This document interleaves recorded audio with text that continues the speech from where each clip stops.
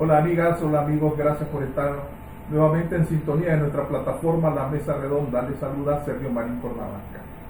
Hace 48 horas la aplanadora orteguista en la Asamblea Nacional votó a favor de la reforma de la Ley de Protección de los Derechos de las Personas Consumidoras y Usuarias. Fue votado en términos generales, en lo general. En los días subsiguientes iban a aprobar artículo por artículo esta ley. Esta ley ha cobrado notoriedad porque ha mostrado una intención política que fue analizada en términos muy amplios ayer con el analista Oscar René Vargas. Hoy lo vamos a hacer desde el punto de vista de su impacto en la economía nacional y en el mundo empresarial. Sobre esta ley se han pronunciado dos organizaciones que integran el COSEP.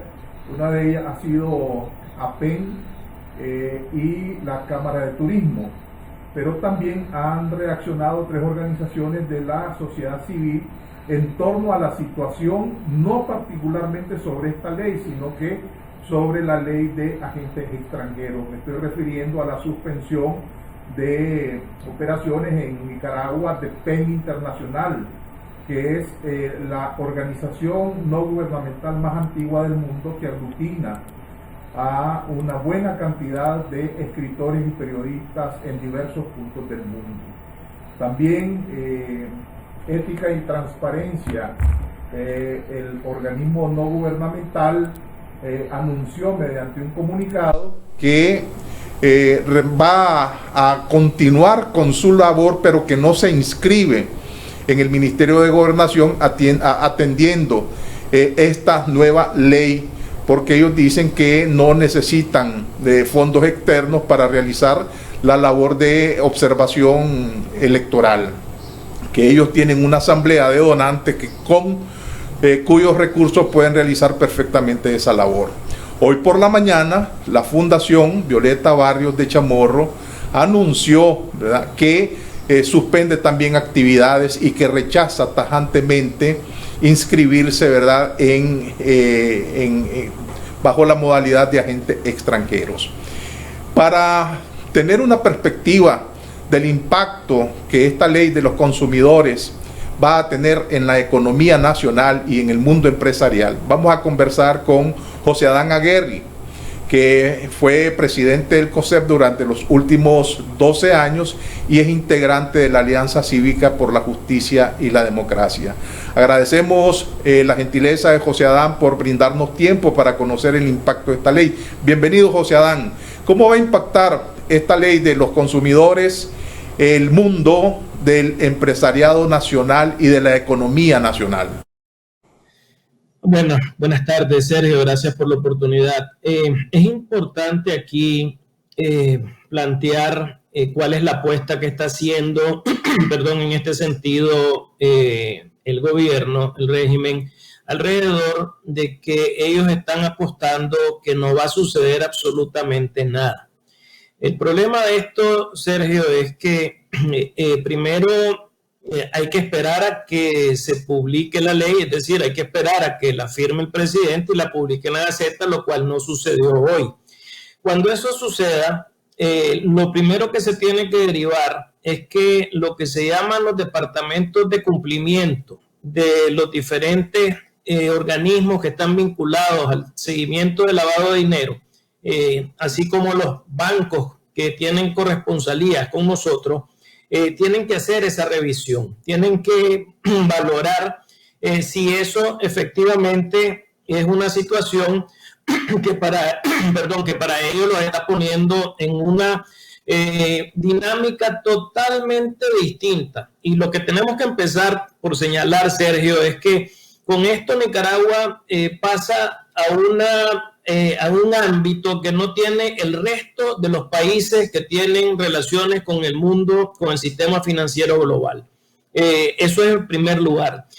Si esto sucede, Sergio, si se llega a dar que los departamentos de cumplimiento dicen que con esto estás yendo en dirección contraria a lo que el mundo financiero establece, entonces entramos a una situación enormemente compleja, porque se pone en riesgo las corresponsalías.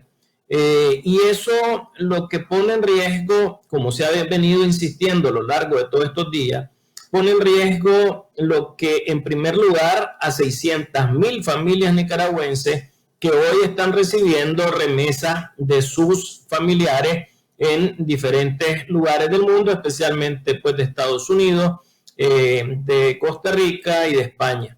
Eso significaría que estas personas que utilizan hoy como sus ventanillas las sucursales bancarias en gran parte, y otras utilizan las propias ventanillas de estas agencias de remesa, que al final están vinculadas también a la cuenta del banco. Entonces, en primer lugar, estás poniendo en riesgo esos 600,000 personas que están recibiendo remesa, esas 600,000 familias. En segundo lugar, estás poniendo en riesgo lo que significa el esfuerzo que se ha venido haciendo, que hoy tiene Nicaragua, prácticamente con una economía que, a pesar de los 3 años de crisis que hemos vivido, sigue exportando 5,000 millones de dólares, y lo sigue exportando principalmente a Estados Unidos.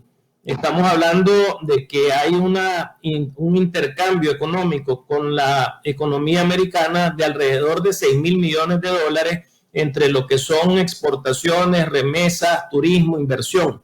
Y eso lo pones prácticamente en un contexto que, si Dios quiera no llegue a suceder, vamos a volver, Sergio, prácticamente a las épocas del trueque en cuanto a cómo funcionará la economía en el país, pero nos va a desconectar del mundo internacional. Y por último, un elemento que es muy relevante tiene que ver con la afectación también del manejo de otros instrumentos financieros, como son las propias tarjetas de crédito, que funcionan para, digamos, un sector importante de la economía, pero creería que lo más importante está enfocado en las 600,000 familias que reciben remesas, y en todo ese empleo que se genera de las exportaciones e importaciones que tiene el país, siendo una economía abierta.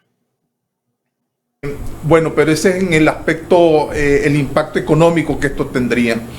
Me llamó la atención que dijiste, ¿verdad?, que ustedes todavía van a esperar, y sobre todo los bancos con los cuales ustedes tienen corresponsalía, me refiero al sector privado en términos generales, la aprobación, la publicación de la ley en la Gaceta Diario Oficial, para saber si en realidad por dónde viene el asunto, aunque ya sabemos cómo actúa el régimen en este sentido, no se anda con medias tintas. Por un lado, esto también marca un desafío tanto para los empresarios nacionales como para los norteamericanos, porque es una disposición del Departamento del Tesoro haber sancionado, y con sus razones que ya todo el mundo conoce, a estos personajes que han venido ejerciendo bastante presión para que mediante esta ley puedan ser aceptados los depósitos de recursos económicos que ellos tienen precisamente en el sistema financiero.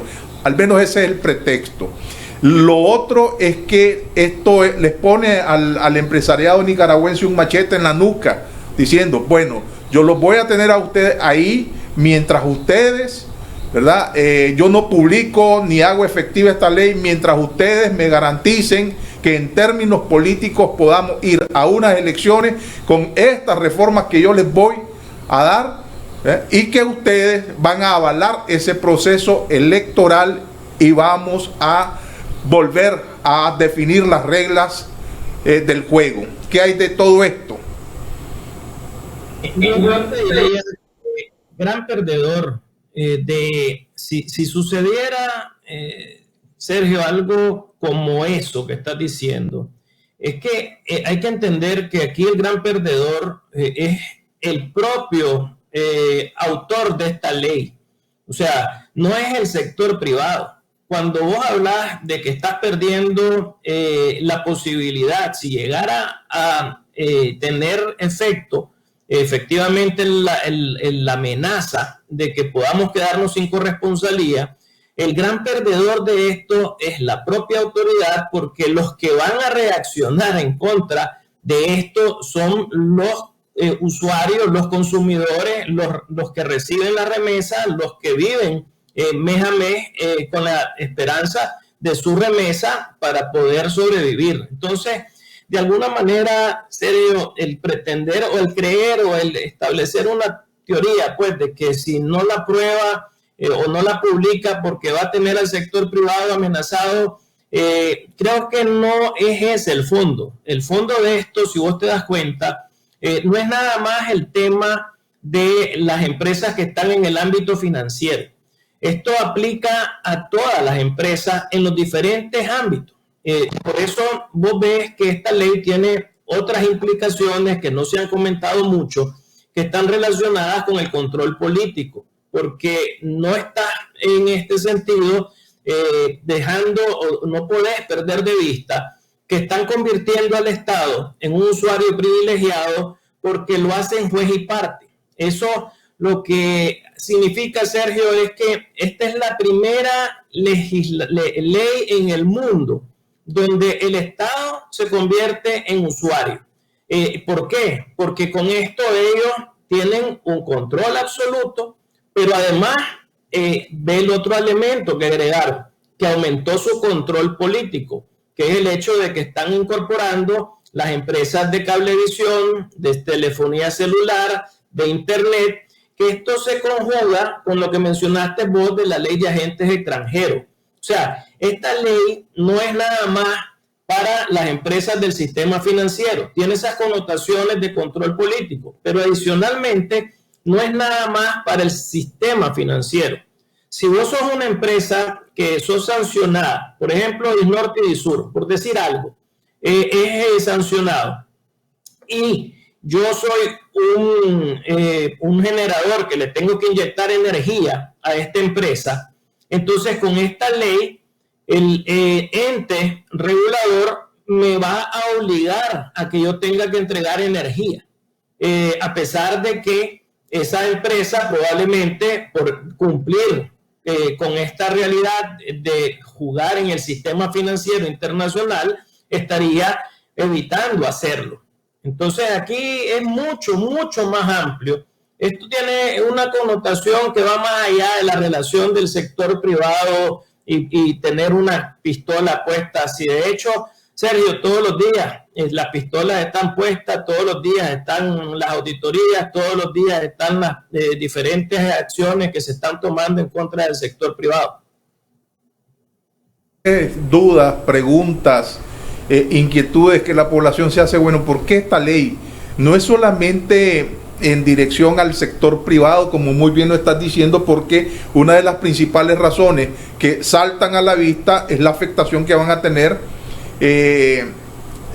la gente común y corriente que recibe $20 mensuales, $30 mensuales, la remesa.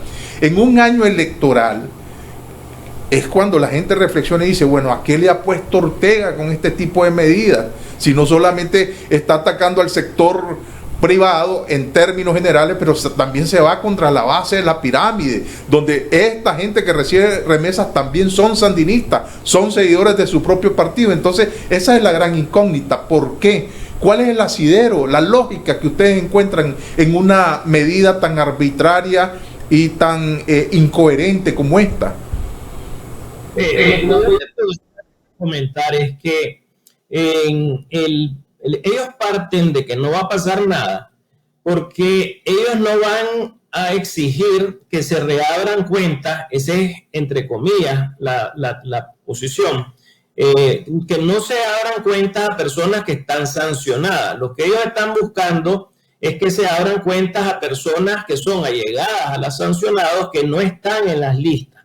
Entonces, partiendo de esa lógica, ellos dicen, no tenemos por qué ser afectados porque estamos cumpliendo con lo que dice el sistema financiero. Se está respetando a ese mandato del sistema financiero.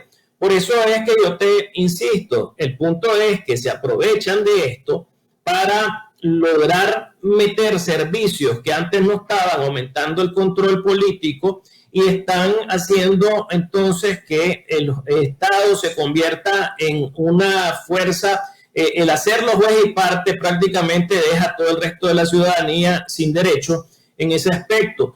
Lo que aquí de alguna manera hay que, y eso sí, si se les ocurriera, Sergio, decir que le van a abrir una cuenta a alguien que está sancionado, entonces ahí sí automáticamente estamos fuera de cualquier situación con el sistema financiero. Lo que hay que, sin embargo, entender es que por querer proteger, utilizando ese objetivo de querer que las familiares vuelvan a tener cuenta, como la razón, entre comillas, que utilizaron para hacer esto, lo que hay que tener en cuenta es que cambiaron completamente cómo funciona el marco en donde se valoran los riesgos, y aquí lo que hicieron fue que en vez de que el banco tenga conforme contrato y libre empresa esa libertad, lo que hicieron fue quitarle al banco esa potestad, le quitaron ese derecho. Entonces hoy el banco está obligado a tener que demostrar, y eso nos coloca en una posición al revés de lo que está, repito, el sistema, cómo funciona el sistema de riesgo. Entonces, ¿qué pasa? Yo estoy en este sentido ejemplificando que si vos sos la esposa de un narcotraficante, entonces vos podés venir a este país y perfectamente ahora, con esta legislación, entonces tenés la oportunidad de abrir una cuenta. Antes, el banco, sabiendo que vos sos la esposa de un narcotraficante, no te permite que suceda eso. Por eso es que, Sergio, de manera coincidental, vimos como ayer sale una posición del Congreso de Estados Unidos donde están pidiendo que entonces ya se aumente a cuando se sanciona a la persona, que se aumente a los familiares, que se amplíe a los familiares. Pero eso ya es un ámbito de ellos que están actuando y que no tiene nada que ver con lo que estaba sucediendo en Nicaragua. Simplemente estaban viendo que ese es un problema de que si vos solo sancionás al narcotraficante, este va a utilizar a su círculo íntimo para poder seguir operando. Bueno, y entonces, ¿cuál crees vos que sea la decisión que pueda tomar el sistema financiero en particular y los diversos sectores o agentes económicos de la nación? Está en la disyuntiva o perder la corresponsalía, ¿verdad? Si te atenés precisamente a lo que el Departamento del Tesoro de los Estados Unidos ha dicho sobre estas personas que son sancionadas, o atender la legislación nacional que todo el mundo considera que es espuria. ¿Cuál crees vos que sea la decisión del sector privado? Bueno, lo primero es que una vez que esta situación esta ley sea publicada, obviamente hay un periodo de ley donde tienen los afectados para poder recurrir. Obviamente eso va a suceder, como hemos visto que ha sucedido con con algunas de estas leyes violatorias de nuestros derechos que se han aprobado en las últimas semanas. Obviamente sabemos también que el que mandó a hacer esta ley es el que va a decidir sobre ese recurso, pero eso lo tenés que hacer por principio. En segundo lugar, lo que yo estoy en esto creyendo como una opinión, cómo funciona el sistema. Si viniera una orden de la Superintendencia de Bancos de reabrirle una cuenta a un sancionado, no va a haber banco que se la abra. Distinto va a ser si viene una orden de la Superintendencia. ¿Y a la esposa de ese sancionado? Probablemente se va a tener que abrir esa cuenta mientras esto no tenga una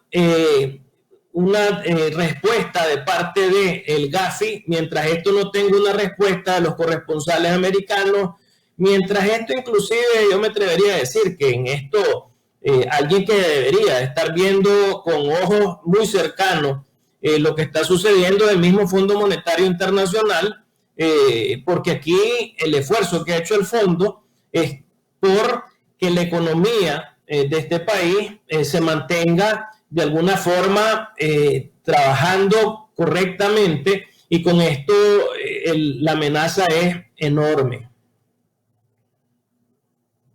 Quise hacer una especie de paralelismo entre la reacción que ha habido de parte de la ONG, y te mencioné a tres: PEN Internacional, Ética y Transparencia, y la Fundación Violeta Barrios, que no asumieron, ¿verdad?, la propuesta, entre comillas, del gobierno con su ley de agentes extranjeros. Decidieron sencillamente suspender sus operaciones. En ese sentido, ¿verdad?, en paralelo, pienso, por eso te hice la pregunta, si ustedes como sector privado, bueno, vos ya dejaste de ser el presidente, pero siempre tenés tus vinculaciones, y con base a tu experiencia, siempre te pregunté cuál sería la decisión. Esperar es prolongar la angustia.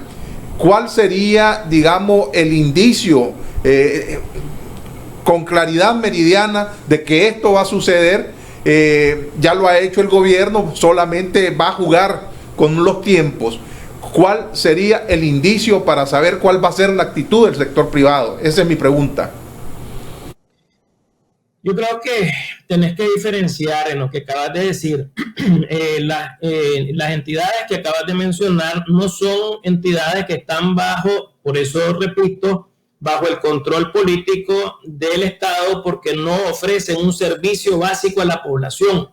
Es muy distinto que venga Ética y Transparencia y diga: yo no me apunto pues en la lista esta de agentes, pero no va a pasar absolutamente nada. Ellos no están bajo el paraguas de un ente regulador, porque no le están ofreciendo a la gente un servicio básico. Esa es la gran diferencia entre, por eso dije, aquí están agregando a telefonía celular, a internet, a cable. Entonces, ¿cómo funcionan estas empresas que ofrecen servicios que son considerados básicos? Los obliga a tener que actuar de manera muy distinta de este tipo de empresas o de organizaciones, como las que vos mencionaste. Lo que yo te podría decir es que recursos tendrán que darse. Lo que tendrá que venir como siguiente paso es esa valoración de que si esto rompe o no rompe de acuerdo a los departamentos de cumplimiento. Si rompe, si nos quitan las corresponsalías, o empieza a suceder pues que hay una corresponsalía que dice ya no me arriesgo, entonces obviamente eso tendrá que generar una respuesta. Yo no puedo en este momento, porque estoy desligado en ese contexto de lo que están hablando entre sí las cámaras, pero obviamente ahí sí tendría que venir una respuesta en su momento oportuno. Entonces, ¿qué puede esperar el pueblo de Nicaragua? Entramos en una especie de limbo, un camino totalmente en penumbra. Pues no sabemos a ciencia cierta qué va a ocurrir. Esto le mete mucha angustia tanto a la gente que hace sus mejores esfuerzos en diversas partes del mundo para mandar sus recursos económicos, y las familias acá no saben a qué atenerse. ¿Cómo despejamos estas dudas, José Adán? Mientras estamos haciendo este análisis, Sergio, en principio el proceso sigue funcionando de manera normal. Es decir, si ahorita no hay ninguna decisión en línea contraria, por lo tanto, las personas en este momento de alguna forma tienen que estar atentas, pero es una situación desafortunadamente que ya inclusive trascendió al ámbito nicaragüense, porque ya esto no es una situación que si tendría consecuencias negativas es porque alguien aquí lo decidió. Claro, de nuevo, aclarando que si viene el gobierno y dice abrirle una cuenta a un sancionado, ahí sí estamos listos. Si eso hiciera el gobierno, eso es un suicidio, pero es un suicidio colectivo. Es un suicidio donde no se va uno, se van los nicaragüenses, nos vamos los nicaragüenses si eso sucediera. Yo creería pues que no es ese el objetivo que hay detrás de pues, de esta ley ahora que ya es una realidad. Entonces, yo esperaría, desafortunadamente, sí, como decís vos, esto crea un tiempo de incertidumbre, inquietudes, esto te ahuyenta otra vez lo que estamos buscando aquí, que es que haya una respuesta política para que finalmente volvamos a tener una salida a la crisis socioeconómica, a la misma crisis de derechos humanos, pero con esto lo que vemos es que nos estamos alejando. Comunicado de APEN y el comunicado también de la Cámara de Turismo, donde está la señora Lucy Valenti, decían que esto ahuyenta definitivamente el turismo, que no olvidemos de reactivación económica en torno al turismo en la temporada de Semana Santa. Si ya las líneas aéreas habían decidido alargar el periodo de retorno hacia Nicaragua, ahora están en el limbo. Y el economista Michael Marenco decía hoy en su página de Facebook que si ya estamos en una lista gris, podríamos pasar a una lista negra. Esto significaría entonces no inversión extranjera en Nicaragua y por lo tanto una economía que desde ya pues se le está mandando un mensaje tanto a nivel nacional como internacional, pues de una inactividad que sumada al COVID-19 es totalmente irresponsable por parte del gobierno. ¿Qué alternativas le ves vos? ¿Cuál sería la actitud correcta del gobierno? Absolutamente el riesgo y estás tocando un tema que es fundamental, que está vinculado inclusive a otras decisiones de gobierno que ni siquiera tienen que ver con leyes, simplemente con el uso de la autoridad para establecer acciones, que es lo que yo digo porque es lo que yo creo que está funcionando. Y en ese sentido, dos cosas. Obviamente, estar en la lista negra te ahuyenta inversión porque no hay inversionistas entrando a un país que estaría en lista negra. Solo para ejemplificar, países en lista negra son Irán, Corea del Norte, que como podrás pensar e imaginar, ahí no hay pues inversión extranjera. Por el otro lado, te aumenta el costo de los recursos del crédito internacional para llegar al país. Es decir, se te cierran obviamente aún más las puertas que ya tenemos cerradas, desde que se han venido cerrando desde el año 2018. Y lo otro, en relación efectivamente a sectores que están siendo absolutamente golpeados desde el 2018, pues esto no abona en absoluto, pero en eso no quiero dejar de comentarte, Sergio, que mientras no cambien, mientras no permitan que aquí se hagan pruebas rápidas para poder no solo depender de la prueba de PCR, que hoy es la única prueba que te hace el Estado, eso no va a permitir que tampoco en Semana Santa vengan turistas. Hace de cuenta que esta ley no pasó y estamos enfocados en Semana Santa. Aquí no pueden venir más de 3 vuelos al día porque no tenemos la capacidad de poder hacer 700, 800 exámenes diarios para que vengan 3 vuelos al día. Aquí estamos limitados mientras no autoricen a la prueba rápida, lo que se llama la prueba del antígeno del COVID-19, que se puede hacer en el país y además no solo en un lugar que tiene esa ventaja y es 7 veces más barata que la del PCR, aquí tampoco van a venir turistas al país. Responsabilidad, calmar los ánimos y llevarle a la gente información de primera mano y con responsabilidad. Se ha especulado en las redes sociales de un posible corralito, de una salida de recursos de los bancos. ¿Cuál es la, digamos, la versión que vos nos puedes dar de eso? Yo creo que eso es totalmente infundado, pero quiero escucharte en eso, en relación a eso. Ese tipo de información, obviamente, cuando suceden estas cosas, obviamente siempre hay este tipo de manejo y eso no es una situación pues que pues en lo personal estoy considerando que pudiera pasar en lo absoluto. Creo que en ese sentido el impacto simplemente al quedar sin corresponsabilidad básicamente, pues, de que es un corralito de hecho, es un corralito de hecho.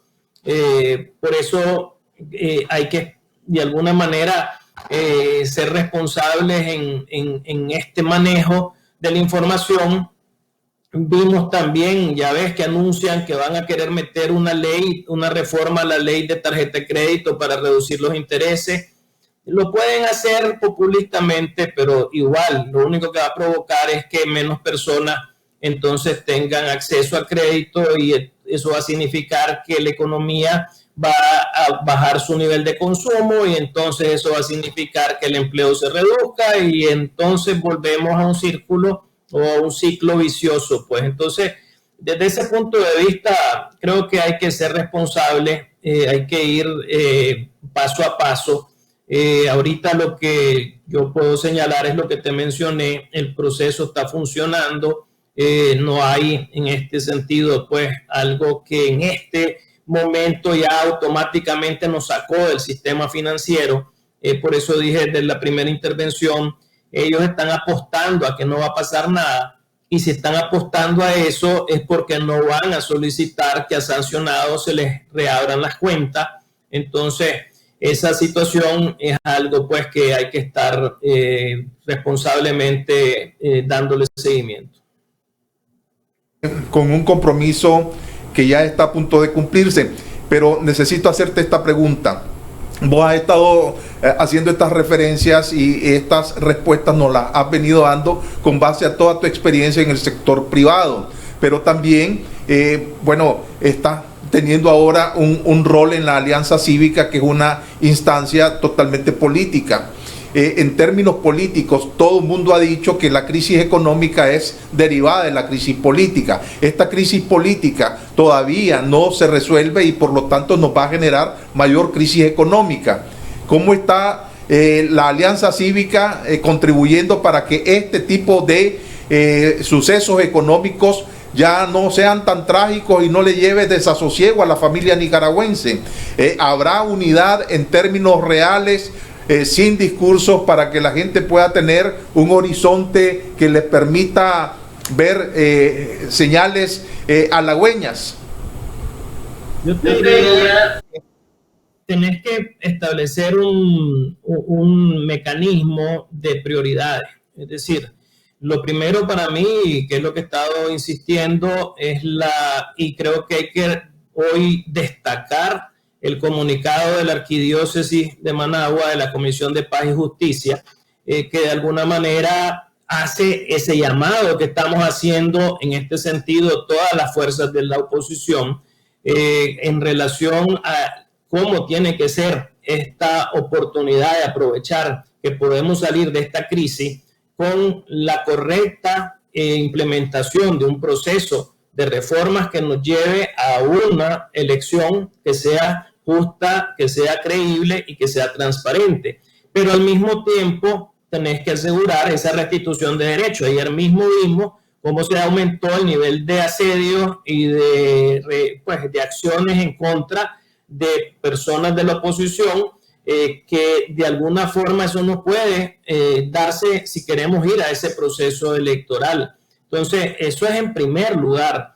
En segundo lugar, vos tenés que, ahí sí, establecer cuál va a ser ese plan, ese programa básico que se conecte con las demandas de la población, porque Sergio, el problema de esto es de que lo ves en todas las encuestas, vengan de donde vengan, que lo que la gente está realmente angustiada es por esto que estábamos hablando, de que estamos mal, pero lo peor es que no le ves salida hacia adelante todavía.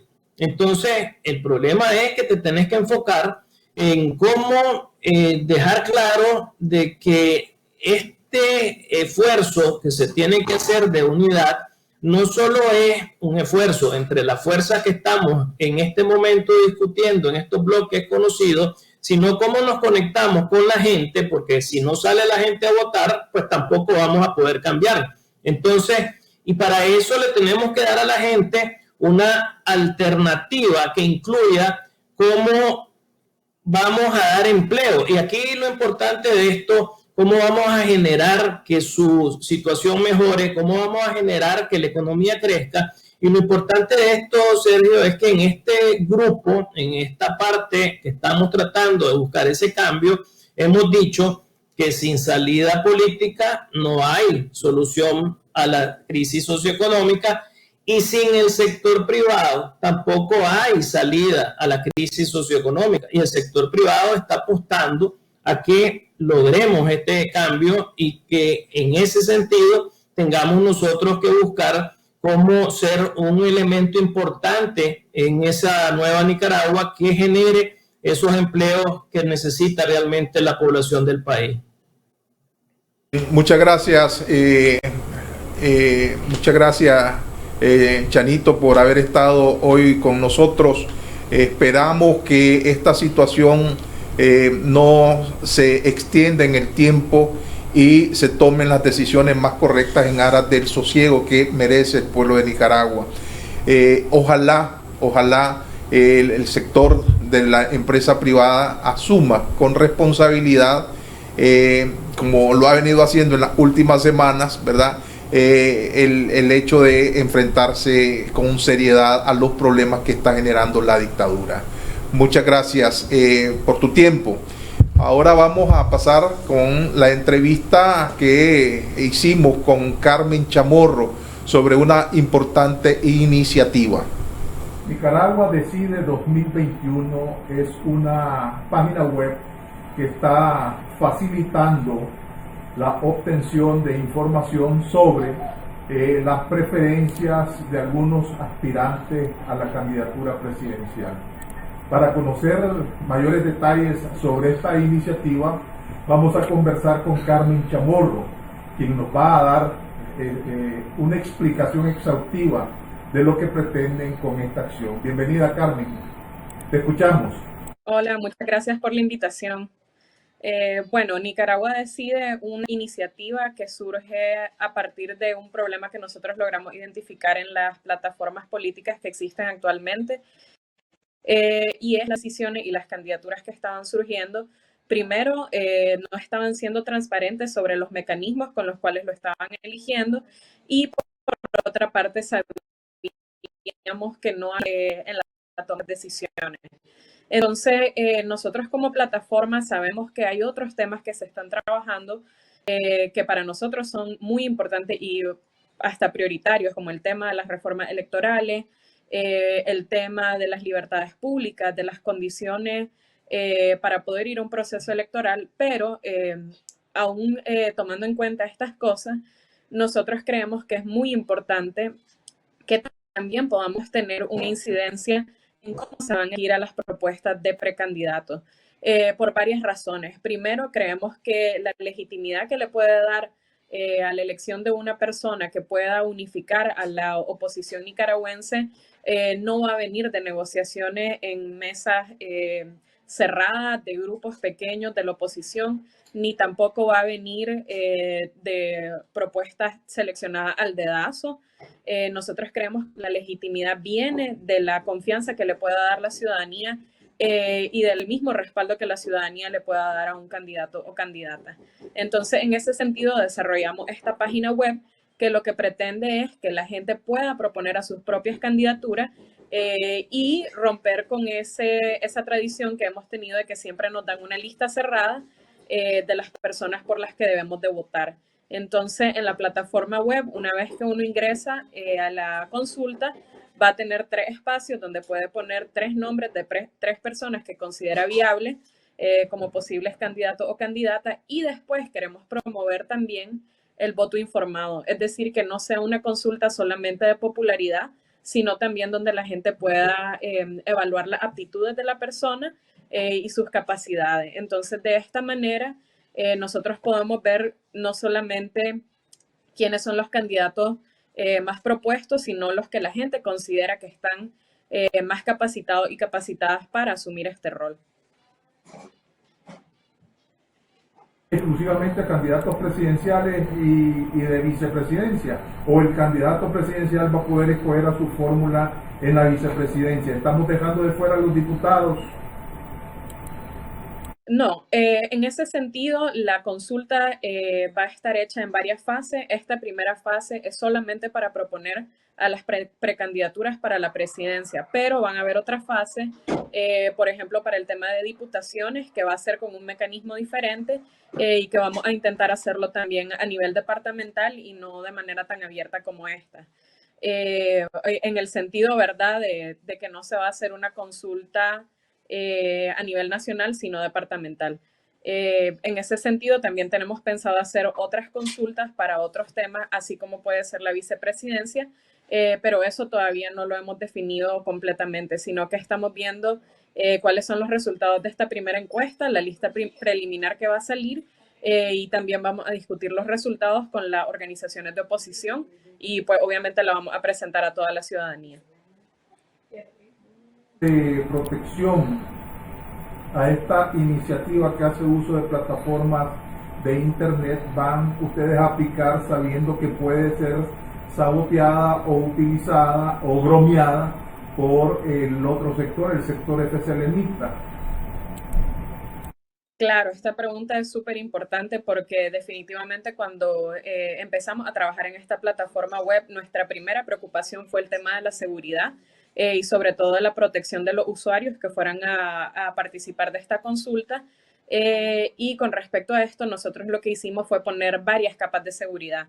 Entonces, para empezar, hay una persona que está dedicada 24/7 a estar monitoreando la actividad de la consulta, que también está verificando que no haya ningún problema en la plataforma. Y tenemos dos también medidas de seguridad que son un poco más visibles para la ciudadanía, que en la parte, digamos, de la encuesta que se pide una verificación por CAPTCHA, que es para evitar que contesten bots, y por otra parte la verificación a través del número celular, que es que la persona introduce su número, le llega un código de verificación único a su teléfono y solamente va a poder votar una única vez. Y esta información se está almacenando en servidores fuera del país de manera extremadamente segura, eso lo podemos garantizar. Y una vez que termine la consulta, los datos de número de teléfono van a ser eliminados completamente. Ahora, recordarnos o decirnos por favor cuál es el procedimiento, la gente cómo accede a esta página web. Ustedes están haciendo envíos a contactos vía WhatsApp donde mandan un post y dicen fecha 5 de febrero, la consulta virtual termina el domingo 7, hora a partir de las 6 de la mañana, participen en el siguiente link. Solamente pincho ahí a quienes ustedes le están mandando esta información. ¿Qué base de datos tienen ustedes para hacerlo? Nosotros no le estamos mandando a una base de datos, es completamente abierta para que cualquier nicaragüense pueda participar tanto dentro de Nicaragua como en el exterior. La consulta está disponible en nuestras redes sociales, nos pueden encontrar como Nicaragua Decide. Nosotros también hemos estado contactando a gente al bilateral para que participen y la página web es nicaraguadecide.org. Ahí pueden acceder y desde cualquier parte del mundo van a poder emitir su voto, su participación. Igual, aunque tengan un número en el extranjero, van a recibir el código, entonces no hay ningún problema. Cualquier persona puede participar de manera voluntaria y esa es una de las principales diferencias de lo que nosotros estamos proponiendo con las otras consultas que se han hecho, porque estas otras encuestas que han salido son consultas cerradas que ya te dan una lista de candidatos por los que vos tenés que votar, que tampoco evalúan todas las cualidades que nosotros hemos puesto, que deben evaluarse y que además dependen de la suerte, ¿verdad? De uno poder participar. Como son muestras aleatorias, tenés que salir por cuestión de suerte, no podés participar voluntariamente. En cambio, nosotros queremos promover que participe cada ciudadano que quiera, todas las personas que consideren que su opinión debe valer, que quieran proponer a sus propios candidatos y que tengan, ¿verdad?, la disposición de participar de esta consulta abierta y pues que también estén interesados en ver procesos de cambio en este país. Y siempre recordando, ¿verdad?, que las propuestas que nosotros buscamos son para la oposición nicaragüense. Esto arrancó hoy a las 6 de la mañana y va a concluir el domingo 7. ¿Cuándo ustedes van a presentar los resultados de este ejercicio? La idea es que salga lo más pronto posible. Sabemos que el procesamiento de datos puede dilatar por lo menos 3 días. Entonces lo ideal sería presentarlo el miércoles, pero es tentativo, pues dependiendo de cuánto tiempo dilate procesar toda la base de datos. Muy bien, muchas gracias. No sé si tenés alguna información adicional que darnos. Bueno, creo que lo único sería una invitación, ¿verdad? A que todas y todos participen, que no tengan miedo por su seguridad, porque nosotros nos hemos tomado muy en serio esa parte. Hay mucho filtro y protecciones para los usuarios y sobre todo para que nuestras voces se hagan valer, porque sabemos que muchos de los procesos no han estado siendo consultados, han sido puestos al dedazo y nosotros queremos evitar eso. Queremos demostrar que hay formas de hacer las cosas, nuevas formas políticas de participar, hay plataformas innovadoras que nos dan opciones, entonces no es una excusa decir que la represión no nos permite hacer ningún tipo de consulta, porque estamos demostrando que alternativas sí hay y que un grupo de jóvenes lo estamos haciendo y que lo único que falta es que haya voluntad política de las organizaciones de oposición para tomar en cuenta estos resultados y la voz de la ciudadanía. Chamorro, por esta nueva participación en esta iniciativa de Nicaragua Decide. Gracias, estaremos en contacto.